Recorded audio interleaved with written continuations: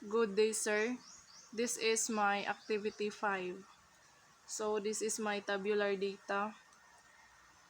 So first, I will get the maximum in the math. So the maximum is 100. Then minimum is 90.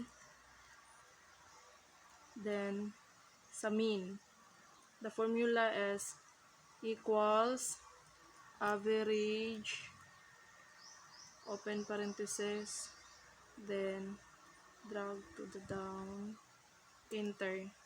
So the mean is 95.8.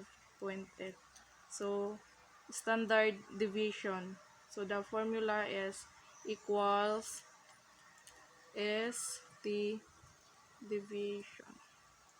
Then open parenthesis, then drag into down, then enter.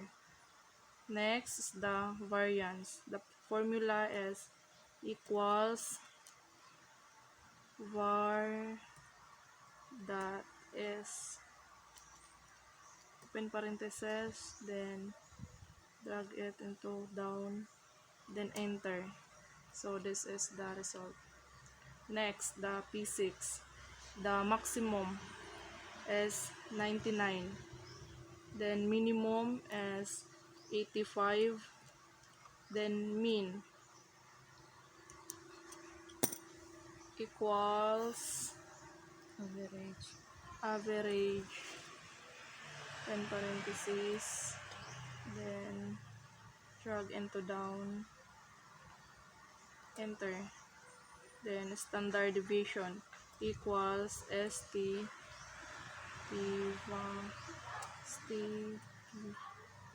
in parentheses, drag into bottom, then enter.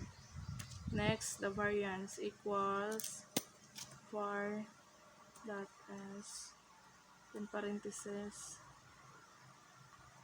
enter. So this is the result. Last is the chemistry. The maximum is 100, then minimum is 80,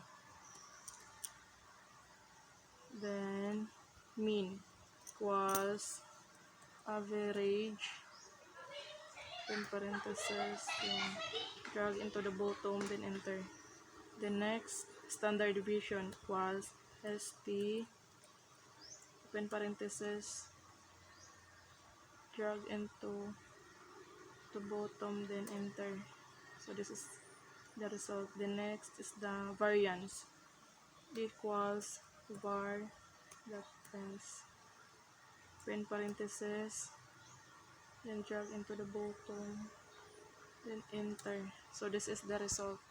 That's all, sir. Thank you.